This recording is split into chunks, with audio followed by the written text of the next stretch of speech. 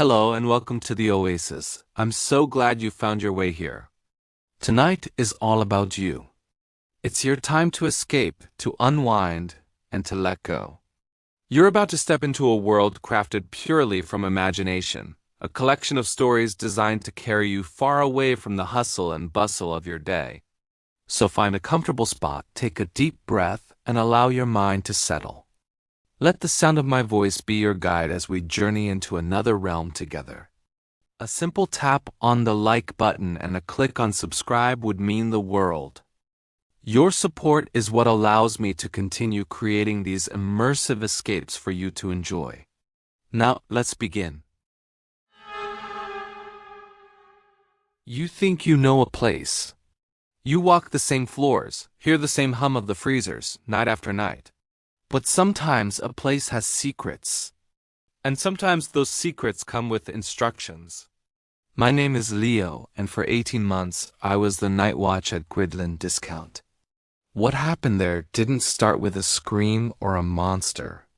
It started with a single, handwritten note tucked into my locker.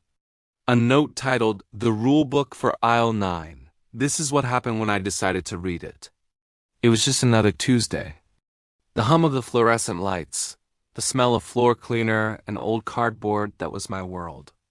Gridland Discount wasn't a bad gig, just lonely. Locking up was the best part. That feeling of being the only soul in a massive, silent building. Or so I thought that night after clocking in. I found it. A single piece of folded notebook paper tucked into the vent of my locker door. The handwriting was jagged, hurried. The rulebook for aisle 9. I almost threw it away. Figured it was one of the day shift kids trying to spook the new guy, even though I'd been there over a year.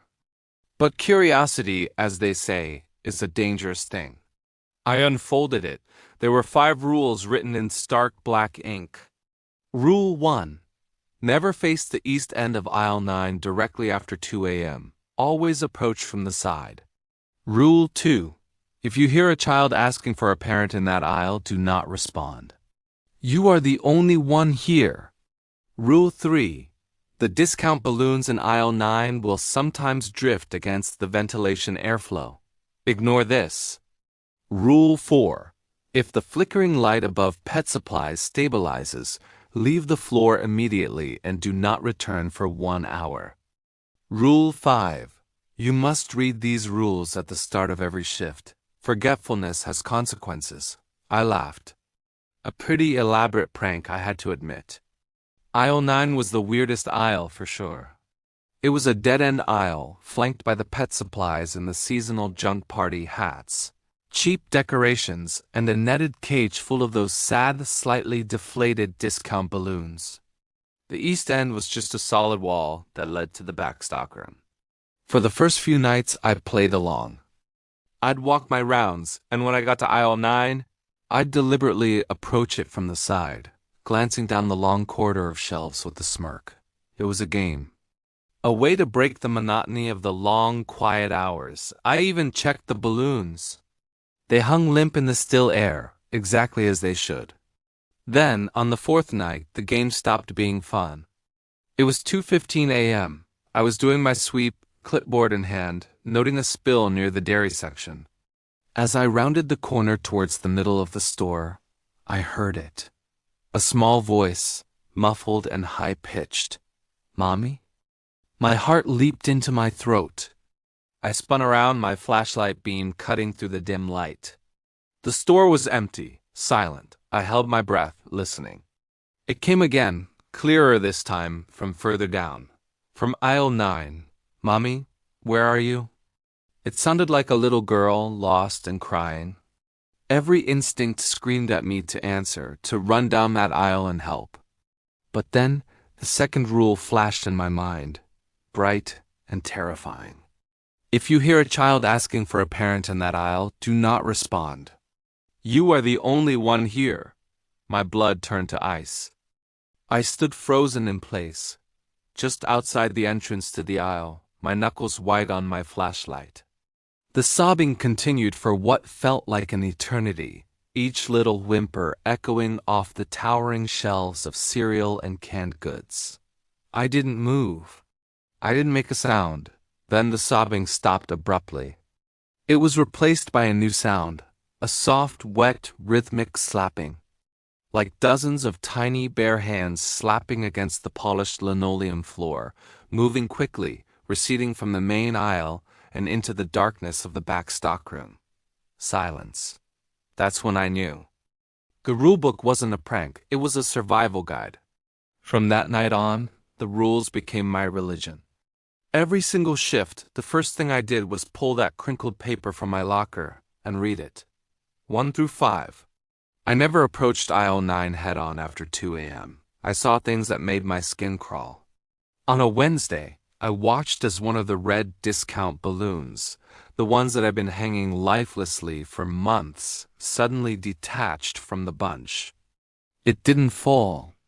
It drifted slowly and deliberately down the length of the aisle, straight into the airflow from the ventilation system, pushing against it as if guided by an unseen hand.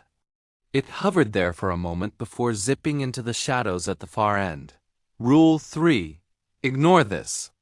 I ignored it, my heart pounding a drumbeat against my ribs.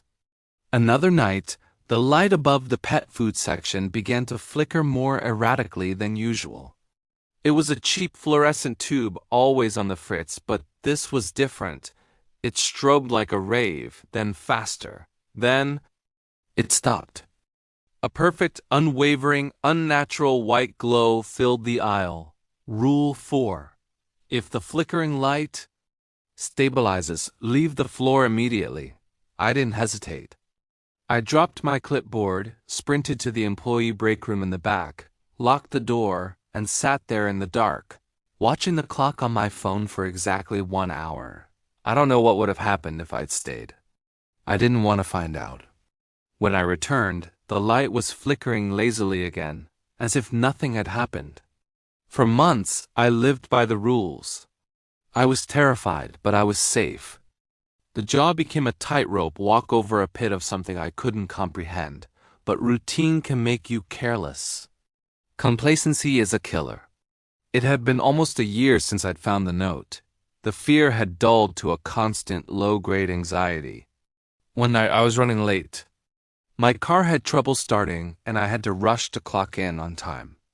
I threw my coat in my locker, grabbed my flashlight, and started my rounds, completely forgetting the most important rule of all. Rule 5. You must read these rules at the start of every shift. Forgetfulness has consequences. It didn't even occur to me until it was too late. It was almost 3 a.m. I was tired, distracted, thinking about my car repair bill. I turned the corner and walked straight towards the east end of aisle 9. Head on. The moment I did it, I realized my mistake. My blood ran cold. I had broken rule 1. I froze, waiting for something to happen. Nothing did. The aisle was silent. The balloons were still. The light was flickering normally. A wave of relief washed over me. Maybe it was just a coincidence. Maybe nothing would happen. And then I looked at the light above the pet supplies. As I watched, the frantic flickering slowed down. It sputtered once, twice, and then settled into that same perfect, unnaturally stable glow. Rule 4. Leave. I had to leave. But I was already at the mouth of the aisle. The break room was on the other side of the store. As I turned to run, a sound from the end of the aisle stopped me. It wasn't a child crying this time. It was a soft, metallic scraping, like a shopping cart with a bad wheel being dragged slowly out of the back stockroom. I couldn't move. My feet were cemented to the floor. The scraping got louder, closer, and then I saw it. Poking out from the shadows at the far end of the aisle was the corner of a shopping cart. But it wasn't empty. Piled inside were dozens, maybe hundreds, of those discount balloons, all of them strangely taut and full, pulsing faintly. Sitting on top of the pile of balloons was a mannequin. One of those cheap plastic child mannequins from the seasonal display, dressed in dusty, faded play clothes. Its painted-on eyes were wide and black, and its smiling plastic mouth seemed to stretch into a grotesque grin in the steady, sterile light. The cart scraped forward another foot, moving on its own. The mannequin's head swiveled, its neck cracking like old plastic. It turned until its black painted eyes were looking directly at me. It didn't speak, but a voice echoed in my head, a distorted, high-pitched version of the crying child. "You forgot the rules." The slapping sound started again. Not from the stockroom this time, but from under the shelves, all around me. A frantic, wet patter on the floor, getting closer. I finally found my legs. I screamed and ran. I didn't stop until I was in my car, peeling out of the parking lot. I never went back. I left my last paycheck, my locker, everything. What waits in aisle 9 isn't a ghost. It's a pattern, a set of conditions. And I broke them. Now I hear the slapping footsteps in my dreams, and sometimes, in my quiet apartment, I swear I can smell discount balloon latex. If you want to hear what happens when the rules of a place are stronger than the people in it, make sure you're subscribed for more stories from the dark. Your support is what lets me keep sharing these warnings. Thanks for listening. We've all seen them. The cheerful, often elderly person at the store entrance, handing out stickers or just a friendly hello. They're a fixture, a part of the background hum of our shopping trips. But what happens when the store closes, the lights go down, and the greeter doesn't leave? My name is Sam. I worked night security at a big box store called Value Plus for 3 long years. And for 2 of those years, I shared my nights with Harold. He was the day shift greeter, a retired postal worker with a smile that could disarm a hurricane and pockets perpetually full of smiley face stickers for the kids. He loved that job. He said it kept him young. The thing is, Harold died on a Tuesday afternoon. A heart attack, right there by the gumball machines. It was quick, they said. I attended his funeral on my day off. It was a small, quiet affair. But the following Friday, at 11:05 p.m., as I was doing my final walkthrough and locking the main sliding doors, I saw him. Standing at his post by the empty cart corral, wearing his bright blue vest, smiling his same gentle smile. This is the story of the greeter who never clocked out. At first, I told myself it was nothing. Grief, exhaustion, the way the emergency lights flicker and cast strange shadows. You see a lot of weird things on the night shift. Your mind plays tricks on you in the echoing silence of a massive, empty retail space. I'd catch a flicker of movement out of the corner of my eye and dismiss it. A mannequin silhouette, a dangling price tag twisting in the air vents. But the movement was always in the same place, right by the entrance. A week later, I was doing my rounds, walking past the darkened electronics department. The wall of TVs was a sea of black reflective glass. And in one of them, for just a second, I saw him. Harold, clear as day, reflected in the polished screen.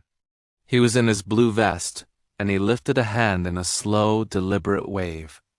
My heart hammered against my ribs. I spun around. The lobby was empty. Just rows of silent shopping carts and the faint hum of the refrigerators in the grocery section. I checked the other screens. Nothing. Just my own pale, terrified face staring back. He never came closer. He never made a sound. He just presided. He would stand at his post, sometimes just a faint, shimmering outline, other times almost solid. He'd watch me do my rounds, his head turning to follow my progress down the main aisle. It was unnerving, but strangely not threatening. It was just Harold doing his job. I tried to tell the other guards. Mark, a guy who'd been there for 10 years, just laughed it off. Told me I was working too many doubles, but then he took one of my shifts as a favor. The next day, he came in, handed me his keys, and said he was transferring to the warehouse complex across town. He wouldn't look me in the eye. After that, no one else would take the night shift at the main store. It was just me. And Harold, I don't know why I stayed. Maybe it was morbid curiosity. Maybe I felt a strange sense of guilt, like I was the only one left to keep him company. So I started talking to him. It sounds crazy, I know, but the silence in that place was deafening. One night, walking past the customer service desk, I picked up the PA microphone. I pressed the button, the little chime echoing through the cavernous space. "Quiet night tonight, Harold," I said into the mic. My voice sounded small and foolish. No shoplifters to worry about. I let go of the button. Silence. Of course, what did I expect? I put the mic back and continued my patrol, feeling like an idiot. I did it again the next night and the night after that. It became a ritual. My one-sided conversations with the store's resident ghost. "Hey, Harold, they rearranged the snack aisle again. It's a mess." Or, "Hope you're having a good night, buddy."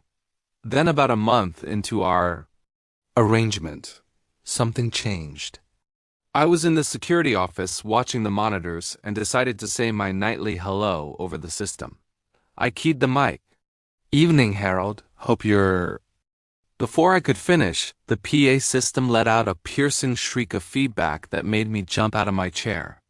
It screeched for a few seconds, then cut out.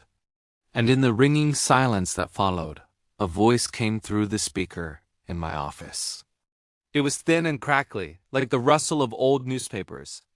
A whisper, barely audible. "Thank you for shopping." My blood ran cold. I stared at the speaker, my hand frozen on the desk. It was his voice. Faint, distorted, but it was Harold's voice. And it was his favorite phrase, the one he said to every single person who walked out the door. He was learning. He was becoming part of the store's systems, using the electronics to communicate. That's when the real strangeness began. The automated entry bell, the one that chimes whenever someone walks in, started going off at random intervals throughout the night.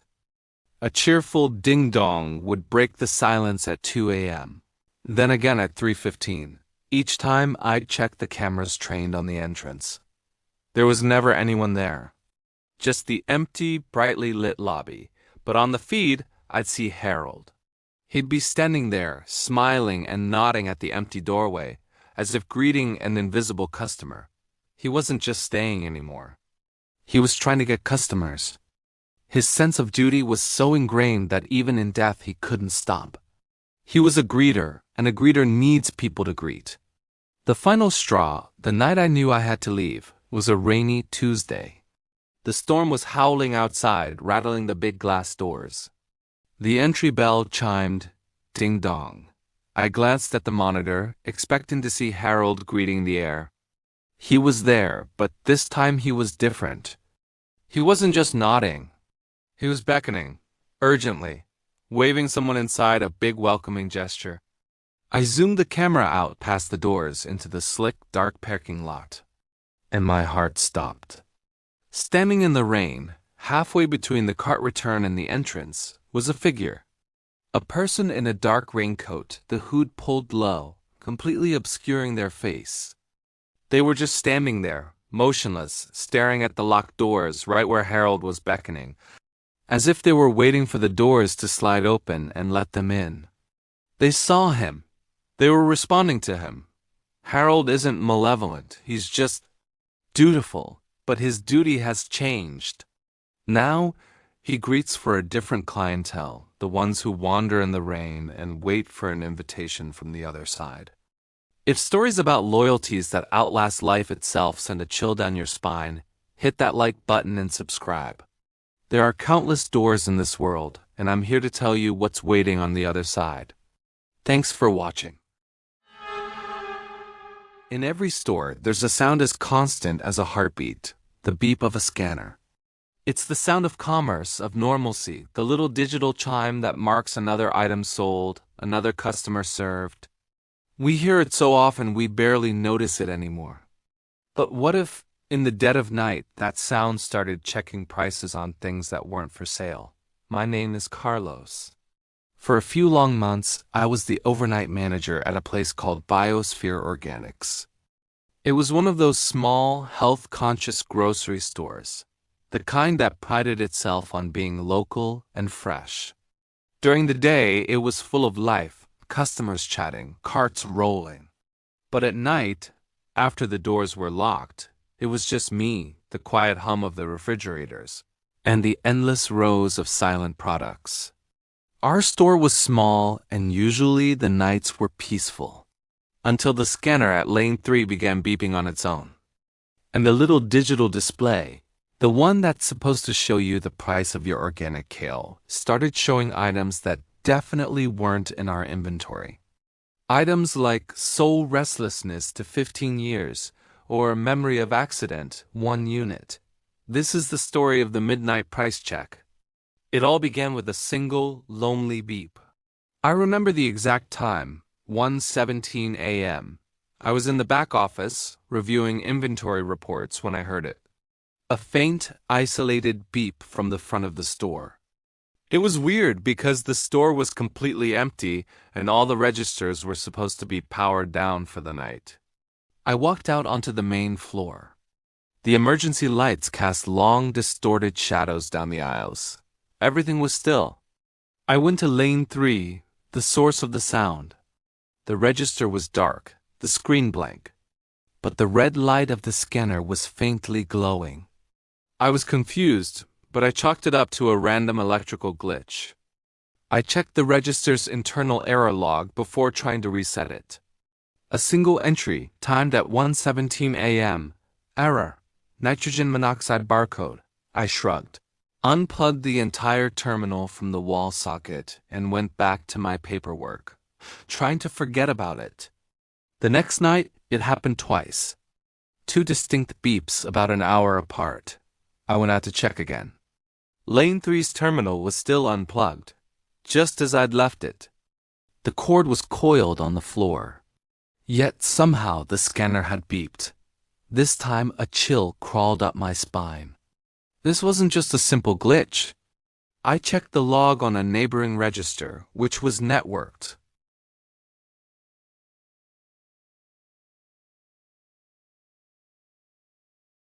How could it even record an error if it had no power?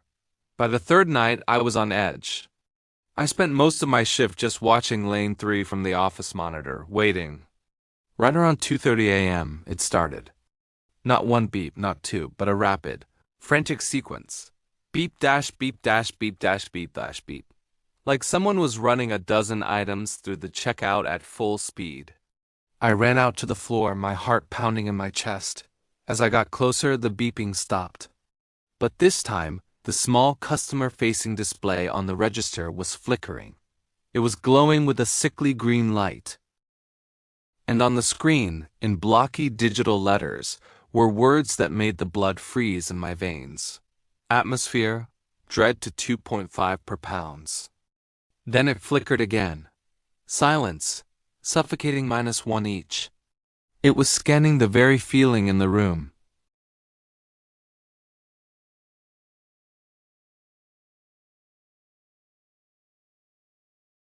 I then went to the breaker box in the back room and flipped the switch for the front-end registers. Total darkness, total silence. I stood there in the pitch black, listening, nothing. I felt a small wave of relief. Whatever was happening, I'd cut its power. I went back to the office, leaving the breakers off, and tried to focus on my work, but my eyes kept darting to the security monitor. An hour passed. Then, from the now completely unpowered, dark and silent lane 3 came another beep, clear as day. It was drawing power from somewhere else. Somewhere I couldn't cut off. The following morning I called our IT support department. I explained the situation as calmly as I could, trying not to sound like I was losing my mind. I told them about the phantom beeps, the error logs, the unplugged cords. I left out the part about it scanning dread. I didn't want them to send a psychiatric team instead of a technician. A guy named Dave came out that afternoon. He ran diagnostics for hours. He checked the wiring, the power supply, the network connections. He found absolutely nothing. He told me it was probably power surges from the street, or maybe a faulty capacitor holding a residual charge. He was patronizing, but I could tell he was also a little unnerved. He ended up replacing the entire scanner unit just to be safe. He told me, that should solve your ghost problem. Carlos. It didn't. That night, the new scanner was quiet for a few hours. I started to hope that maybe, just maybe, it was over. Then around 3 a.m., the beeping started again. But it was different this time. It wasn't random. It was slow, deliberate, one beep every few minutes. And the display had new items. I walked over my feet feeling like lead. The first one read, "Silence. Your 10 minutes remaining." I stared at it, my breath catching in my throat. What did that mean? The display cleared, then another beep. "Health, Carlos. Good. Pending." It knew my name. It was scanning me. I felt like a piece of meat on the conveyor belt. I backed away slowly, my mind racing. What was it counting down to? What was pending? I spent the rest of the night hiding in the stockroom, as far from lane 3 as I could get.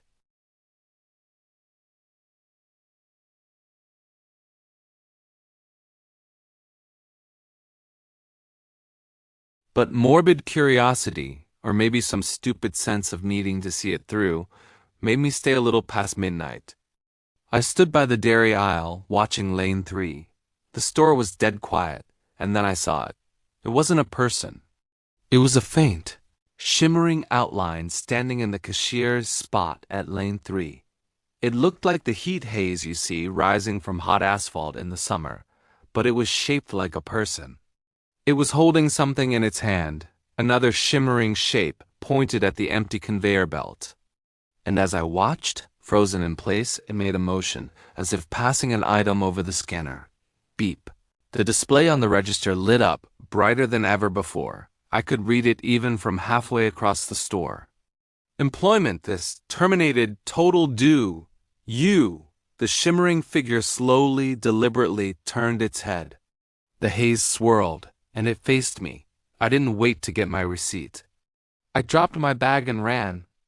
I burst through the emergency exit, setting off the alarm, and didn't stop running until the sound of the siren was drowned out by the sound of my own ragged breath.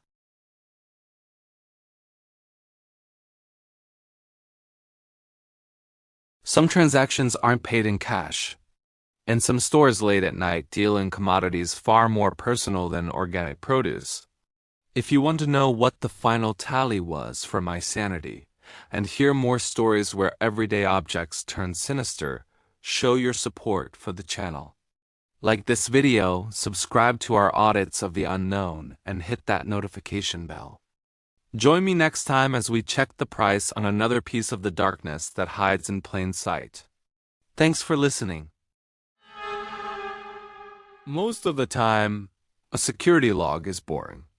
Door secured, lights off. All quiet, but sometimes you find a log that tells a different story.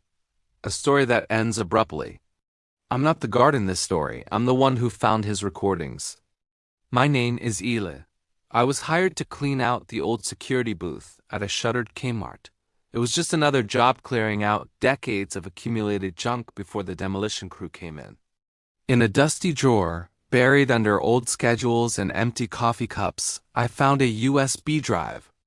It was labeled in faded marker, guard number 247, final week.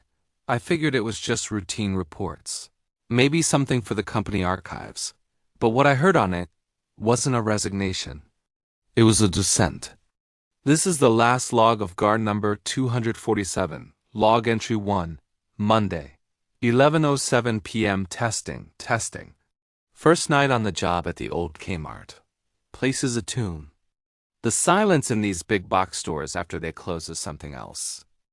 It's so thick you can almost feel it pressing in. I've done the first perimeter walk. All doors secured. Emergency exits checked. Nothing to report, really. The only sound is the hum of the emergency lights. Heard some rattling back in sporting goods a little while ago. Echoed like crazy. Sounded like someone dropping a metal bat. I went to check it out. Nothing was out of place. Probably just the old pipes settling. This building is ancient. It's bound to make some noise. Still, it's eerie. You feel like you're being watched. All clear for now. End log. Log entry 2, Tuesday, 1:34 a.m. Okay, this is odd. My second night. I've been doing my rounds, same as yesterday, but something's off. The mannequins in the women's wear department. They're never where I leave them. When I started my shift, I did a quick walkthrough. There's this one particular mannequin, the one in the red dress by the main aisle. I remember distinctly its left arm was bent, hand on its hip. An hour ago I passed by again. Both of its arms were straight down at its sides. I thought maybe I was just tired, misremembering, so I moved it back. I specifically posed it with its left arm bent again. I just came back from the automotive section, and guess what? Both arms are down again. I'm not crazy. I'm taking pictures now. With timestamps, I'm going to prove it. This has to be some kind of prank. Maybe one of the other guards on a different shift. It's not funny, it's just unsettling. End log. Log entry 3, Wednesday, 3:51 a.m. I'm tired. I didn't sleep well today. Kept thinking about the mannequins. The pictures I took confirmed it. They're moving, not just the one in the red dress. A few of them. Subtle shifts. A head turns slightly toward the aisle. A leg positioned differently. It's not a prank. There's no one else here. I checked the logs. I'm the only one scheduled all week. This place feels active tonight. The air is heavy. The silence isn't empty anymore. It feels like it's listening. I keep hearing things. Little scrapes from the housewares aisle. A soft thud from toys. Every time I go to investigate, there's nothing there. But the feeling of being watched is stronger than ever. I'm starting to hate the long, dark aisles. The way the emergency lights cast such long shadows. You feel like anything could be hiding in them, just out of sight. End log. Log entry 4, Thursday, 2:18 a.m. I can't explain this. The PA system keeps clicking on. You know that little pop it makes right before an announcement? It's been doing it all night. At first it was just the click, then silence. Now there's a sound. It's not a voice. It's wet. It sounds like breathing, but slow, labored. Like someone with fluid in their lungs trying to take a deep breath right into the microphone. It's coming from all the speakers at once. All over the store. I went to the manager's office. I cut the power. I pulled the circuit breaker for the entire PA system. It shouldn't be possible for it to have power. But 5 minutes ago, it happened again. The click. And then that horrible gurgling breath echoing through the store. I'm in the security booth with the door locked. I don't want to go back out there. But I have to. It's my job. End log. Log entry 5. Thursday, 4:03 a.m. I'm whispering. I don't want it to hear me. It's not the mannequins. It's something else. I was walking past the jewelry counter. The glass was reflecting the emergency lights, and I saw them. The reflections, they weren't me. They were tall, skinny. Their limbs were too long, bent at odd angles. They were standing in the aisles I had just walked down. In the reflections, the aisles weren't empty. They were full of them. Just standing there, motionless, watching. When I turned around, there was nothing there. Just the empty store. But when I looked back at the glass, they were still there. And they were closer. They don't cast shadows. They only exist in the reflections. The mirrors in the dressing rooms, the polished floor tiles, the glass on the display cases. I've been avoiding any reflective surfaces. I keep my eyes on the ground.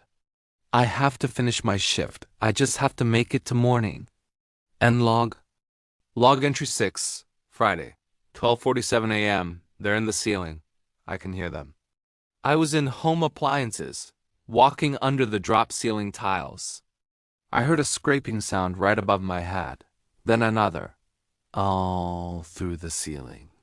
It's like rats, but heavier, a slow, dragging sound. The ceiling panels are shifting. I can see the edges moving.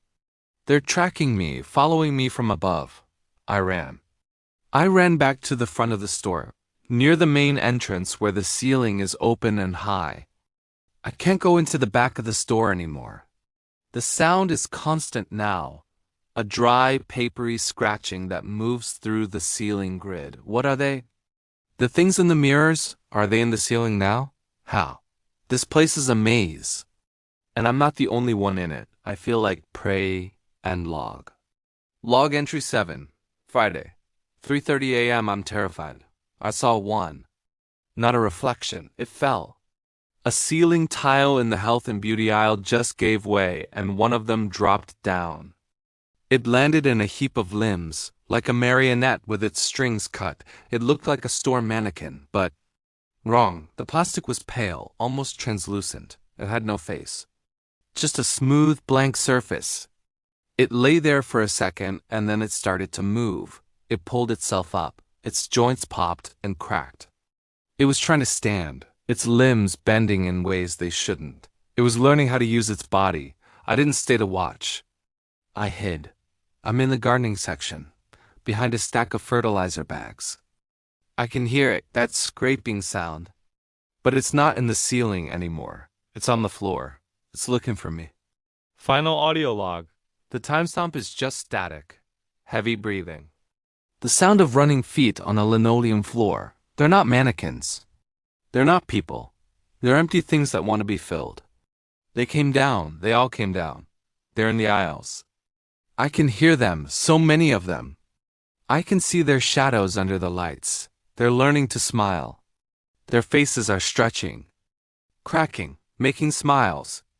I'm heading to a deafening crash of glass, then the sound of many plastic limbs scraping on linoleum, moving fast. A final, choked whisper. Mirrors. Don't look in the mirror. Guard number 247 signed off, but his warning remains. Some places don't just die. They become hungry. After I listened to that last file, I didn't finish cleaning out the booth. I just left. I told the company I was sick. I never went back. But I can't get his words out of my head. If you're captivated by found footage and the chilling tales left behind, your engagement is crucial. Hit like if this story got under your skin, subscribe for more tales from the places that have been forgotten, and remember, check your reflection carefully tonight. Thanks for listening. We pass through them without thought. A split, a hiss, and we're in another space. They are the mouth of the store. And what if one night that mouth decided to speak? My name is Anya. My story isn't about what got in. It's about how the store itself tried to get out. It began with a soft, sighing voice from the entrance vestibule. A voice that wasn't mine, saying words I'd only thought. This is what happens when the automatic doors start whispering your secrets. The first whisper was almost sweet. It was late, just past closing, and I was doing the final sweep of the aisles. The fluorescent lights hummed their usual dreary tune, a sound so constant it had become silence. As I passed the entrance to grab my bag, the automatic doors chimed their familiar, friendly tone as the sensors caught my movement.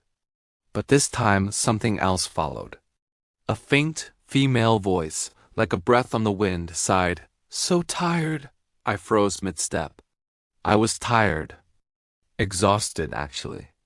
It had been a brutal shift, dealing with rude customers and a manager who seemed to delight in finding fault. I shook my head. It had to be the wind, or a radio left on in some distant office. A coincidence. I told myself it was just my own exhaustion playing tricks on me, my own thoughts being projected onto the ambient noise of the building. I dismissed it, locked up, and went home, the strange little incident already fading from my mind. A few nights later, the store was quiet again. The last customer had left an hour ago, and the silence had settled in, thick and heavy. I was dreading going home. My partner Mark and I had been drifting apart for months. The conversations were stilted, the silences between us growing longer and more uncomfortable. I carried this ache with me constantly, a private, crushing fear I hadn't dared to speak aloud to anyone. As I walked towards the exit, my mind was replaying our last strained phone call. The doors chimed. Then the whisper came again, clearer this time, and filled with a chilling intimacy. "He doesn't love you anymore." The words struck me like a physical blow. They weren't just words. They were the exact thoughts circling in my head at that very moment. I whipped around, my heart pounding against my ribs. I stared at the motionless glass doors, their sleek, dark surface reflecting my own pale, shocked face. There was no one there. The vestibule was empty. The parking lot outside was a sea of black, punctuated by the lonely glow of the streetlights. It couldn't be a coincidence, not this time. From that night on, the whispers became a regular torment. The voice was a chameleon, sometimes a soft female sigh, other times a rasping, critical male tone. It seemed to have direct access to the darkest corners of my mind, pulling out my deepest insecurities and breathing them into the cold air of the store. One evening, as a group of teenagers I'd just reprimanded for shoplifting walked out laughing, the doors whispered, "They all laugh at you." My face burned with shame. Another time, after a tense call with my mother where I'd lied about how well I was doing, the voice was back, sharp and venomous. "Your mother is ashamed." Each whisper was a perfectly aimed dart, hitting a vulnerability I thought was hidden from the world.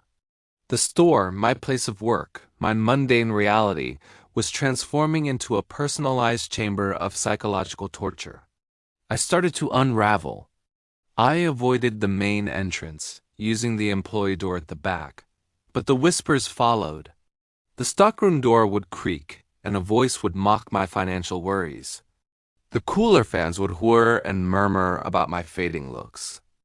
The building was speaking to me, its voice echoing the chorus of self-doubt in my own head.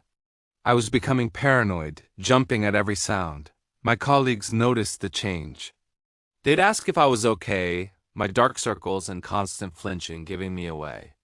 I'd just mumble something about not sleeping well, unable to explain that the very place we were standing was actively trying to destroy me from the inside out.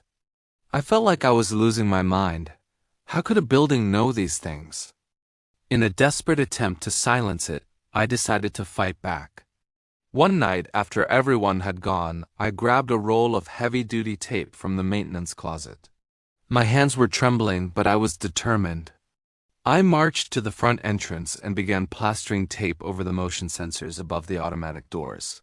If I could blind them, maybe I could deafen them too. My heart hammered as I stretched up on my toes, pressing the tape firmly over the dark plastic eyes. I finished the second sensor and stepped back, breathing heavily.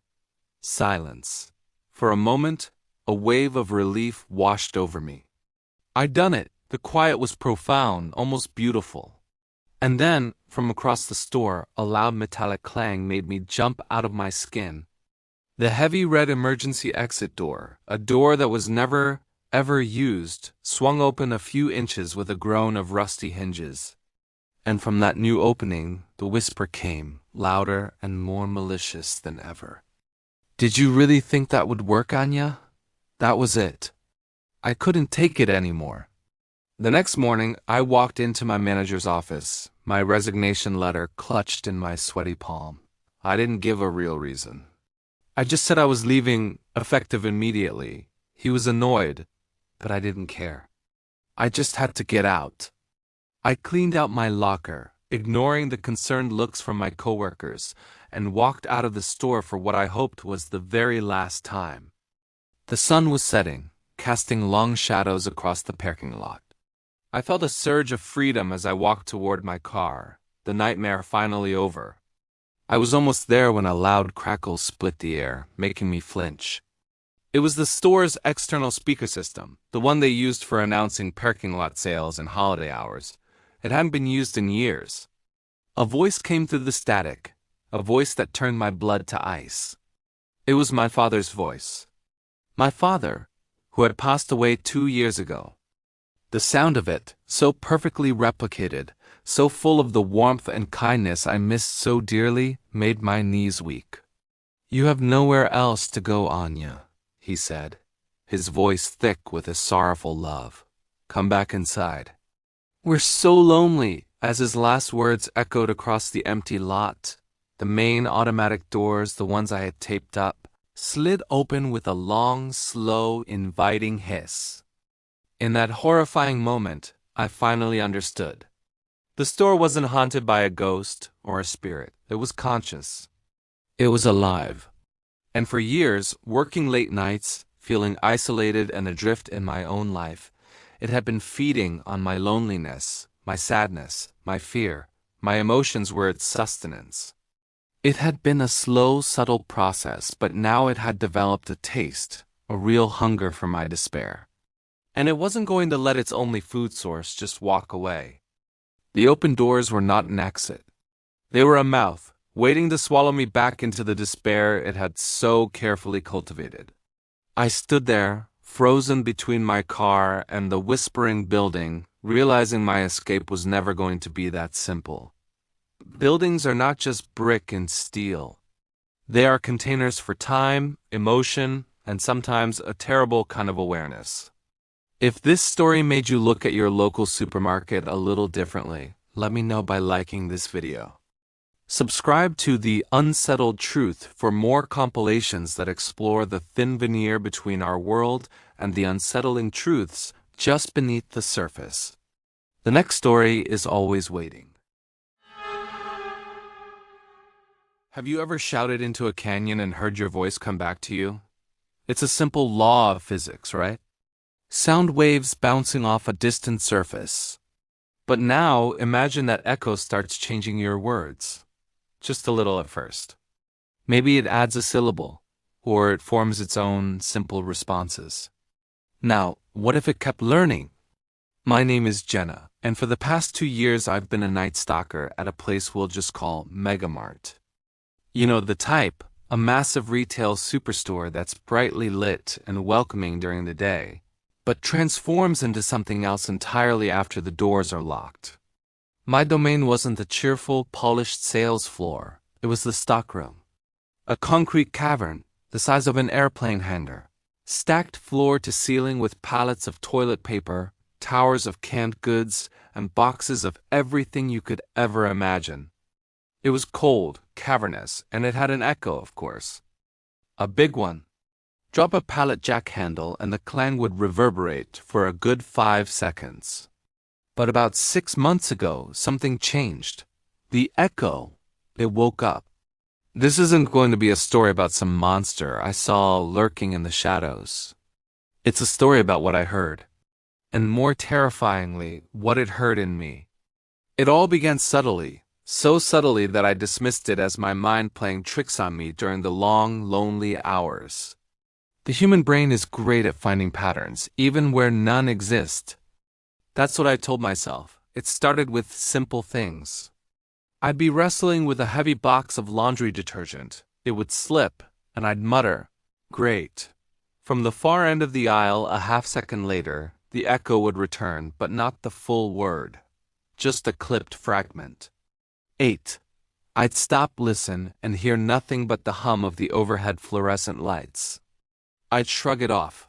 Weird acoustics. A few nights later, I was doing inventory on a shipment of pet food. I was counting out loud just to keep myself focused. 22, 23, 24. And then from the darkness of the farthest corner, the echo came back, quiet but distinct. More. I froze, clipboard in hand. Did I hear that right? More. It wasn't just a random piece of the word, for. It felt like a response. I tried to rationalize it. Maybe I said, 24 more to go under my breath and just didn't remember. Yeah, that had to be it. I was just tired. The coffee wasn't kicking in yet. But it kept happening. The incidents grew more frequent, more specific. It was like a child learning to speak, piecing together sounds it had heard.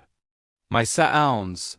One night I was listening to a podcast on my earbuds, and I laughed out loud at a joke. A moment later, a distorted, clipped version of my own laughter echoed back at me from aisle 17. It wasn't a happy sound. It was hollow and mocking. I ripped my earbuds out, my heart pounding. The stockroom was silent again. The silence was becoming more frightening than the noise. It felt like something was holding its breath, waiting. The true turning point came on a particularly brutal Tuesday night. A double truck delivery, which meant twice the work. I was overwhelmed, sweating, my back ached, and I was falling behind schedule. In a moment of pure frustration, I leaned against a pallet of bottled water and whispered to myself, more of a sigh than anything, I can't take this job anymore. The stockroom was dead quiet. Then, from the dark, cavernous space at the far end of the main aisle, a voice replied. It was as clear as a bell. It wasn't a clipped echo. It was a full, coherent sentence. And it used my voice, but colder, flatter. It said, then stay forever. My blood didn't just run cold, it turned to ice. I dropped my box cutter and the clatter was deafening. I waited for the echo of the tool hitting the concrete. Nothing. Just that same suffocating silence. I didn't move for what felt like an hour. Just stood there, staring into the darkness where the voice had come from. Every horror movie trope ran through my head. Run. Get out. Call someone. But who would I call? What would I say? Hello, 911? The echo in my stockroom is threatening me. They'd think I was crazy. Maybe I was. I finished my shift in a state of pure adrenaline-fueled terror, never saying another word, trying not to even breathe too loudly. The next few weeks were a living nightmare. I tried being completely silent. No more muttering, no more counting out loud, no more sighing. I just did my work, my mind screaming. But it didn't matter. The echo had enough material to work with. It started replaying things. I'd be stocking chips and suddenly hear my own voice from the previous week, clear as day, saying, spilled all over aisle 3. It was using my own reports, my own words, against me. It was listening, learning, and building a vocabulary. The management noticed my declining performance and the fact that I was barely speaking to anyone. They insisted I train a new hire, a young, eager kid named Mark, to help with the night shift workload. I was terrified, not for me, but for him. How could I explain this? I tried to warn him subtly. Hey, this place has weird acoustics, you know? Sometimes you hear things. Mark just laughed it off. He was one of those cheerful, fearless types. Cool, like a haunted warehouse? Spooky. He wasn't taking me seriously at all. His first night was the last night. I was showing him the layout. The massive, imposing aisles of steel shelving disappearing into the gloom. Mark, trying to be funny, cupped his hands around his mouth and shouted into the void, the classic echo test. Hello! We waited. The air grew thick and heavy. And then the echo came back, but it wasn't Mark's voice. It wasn't hello. It was a perfect, chilling imitation of my voice. My tired, stressed, whispery voice. And it said, get out, Mark. She's mine. The color drained from Mark's face. He looked from the dark end of the aisle, then to me, his eyes wide with a mixture of confusion and pure animal fear. He thought I had said it. He thought I was some kind of freak. What did you just say? He stammered. I just shook my head, unable to form words. He didn't wait for an explanation. He threw his vest on the floor, said, I quit, and practically ran out of the building. I heard his car squeal out of the parking lot, and then the silence returned, but I knew I wasn't alone. So now that's my reality. I work alone, by choice.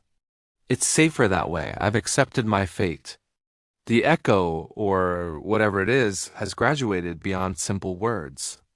It has access to my life. 2 nights ago, I was stocking cereal, and from the shadows I heard a snippet of a phone call I had with my sister a week earlier, a private conversation. It replayed my voice perfectly, saying, Don't tell mom about the money. It doesn't just echo sounds anymore. It echoes memories. It echoes fears. It echoes secrets. It's building a version of me out of noise, out of my own captured words and private moments. A reflection crafted from sound waves. Sometimes late at night, when the only sound is the buzz of the lights, I'll hear it. A quiet humming. It's practicing. It's piecing together longer sentences. It's getting better. And I'm terrified of what it will be capable of when it has a complete thought. I'm terrified of what it will finally say next. This stockroom doesn't hold inventory anymore. It holds reflections, and some reflections are not content to just mimic. Some reflections want to become the original. If you're hooked on tales where the very environment turns against you, where the enemy is a sound you can't escape, your likes and subscribes are what fuel this search for the next haunting. Stick around and don't miss what's coming from the shadows. Thanks for listening. And that brings us to the end of our story tonight. Thank you so much for joining me on this journey. If you found yourself captivated by the tale and want to explore more worlds like this one, I'd be so grateful if you could take a moment to like this video and subscribe to the channel. Every like, every comment, and every new subscriber truly makes a difference. It's your support that fuels this creative fire and allows me to continue bringing these stories from my imagination to your screen. There are so many more adventures I want to share with you, so many more mysteries to unravel. By subscribing, you'll be the first to know when the next chapter begins. So until we meet again for another story, rest well, sleep deeply, and always stay curious. Thanks for listening.